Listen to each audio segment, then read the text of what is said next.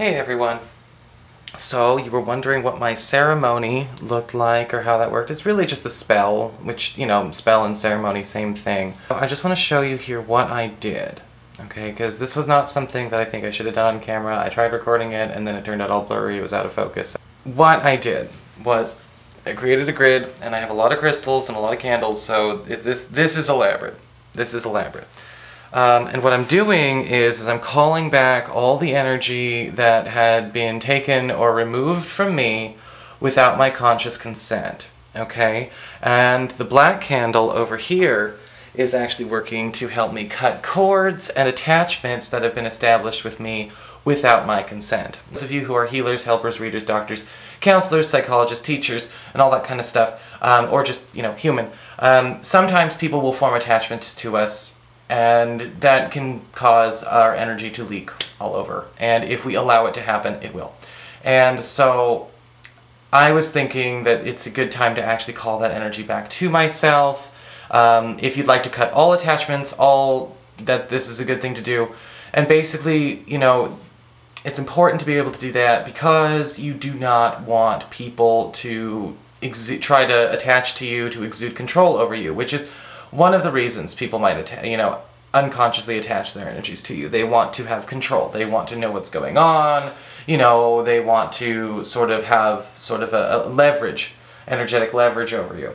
Or they are coming with an energetic deficit, and this is where this can happen to the helpers, where people don't necessarily come for anything more than energy. And so if you're doing like a healing on somebody, or your doctor or massage therapist, or maybe your counselor, or even a reader, sometimes people will form energetic attachments to you, and it's almost like they're not really coming for the reading, but they're coming for the energy. And that does happen. It does. I'll admit that. And what you can do is you have to call that energy back to yourself, because in performing the service, you are not necessarily consciously, but you're making yourself available to give that energy away. So, this is actually really good to do. And so what I did was I created a grid. It's all quartz here, and there's my selenite candle holder in the middle, and I've got a smoky quartz here, and then I've got my white candle, my black candle. You don't have to do something this elaborate. If you just wanted to do the candles, that's fine. You could just do 6 white candles and 1 black candle and call it good.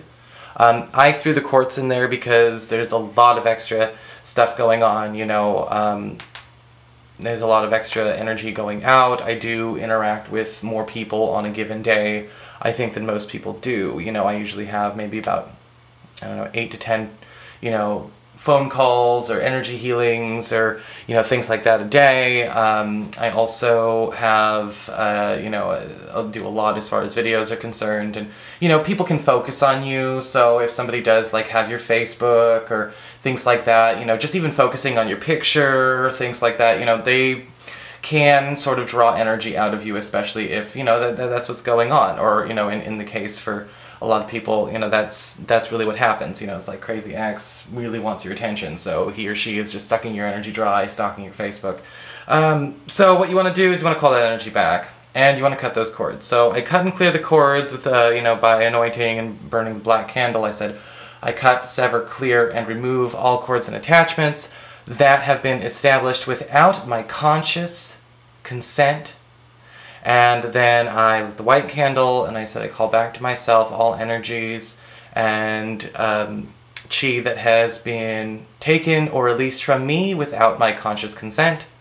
And then I started the grid, and then basically I pulled it through the smoky quartz first into the selenite here, and then I worked my way around clockwise, because you always want to go clockwise or docile when you're drawing energies back to yourself. So like that. And then I anointed with my Scarlet Moon Blessing Oil. Eee!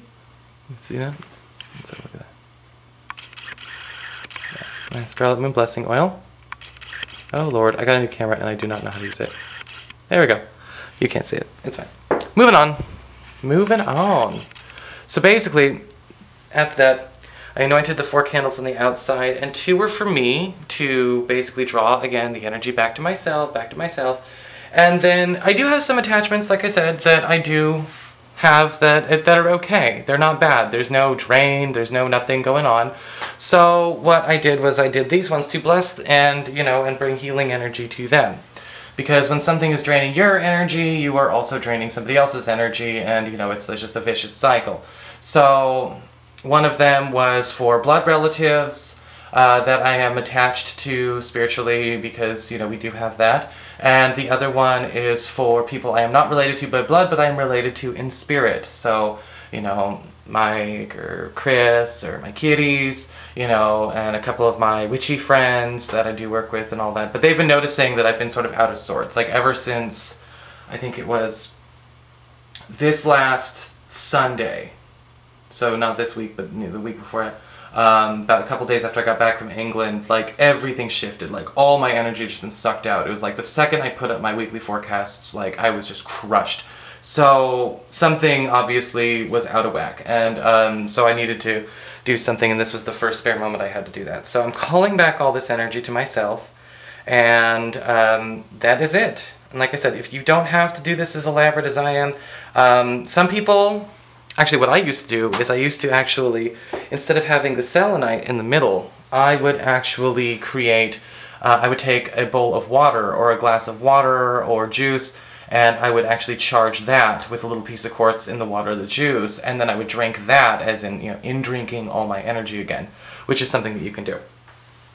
But this is actually really effective because it starts to work really quickly. Like I'm getting kind of a buzz right now. I did the full ceremony before I did the video. And I'm getting a really strong buzz right now, and if you want to check and see, like, if you do have, and by the way, this will cut attachments that are not mutually consenting, I wanted to say that. So, if you are, and I will call you out right now, if you are trying to be attached to somebody who is not consciously aware that you are attached spiritually in some way, this will cut you off, and it should, because again, we have a one-way street going on. Do not do this if you like to be attached to people. But if you like to have your spiritual autonomy and give people theirs, that is good.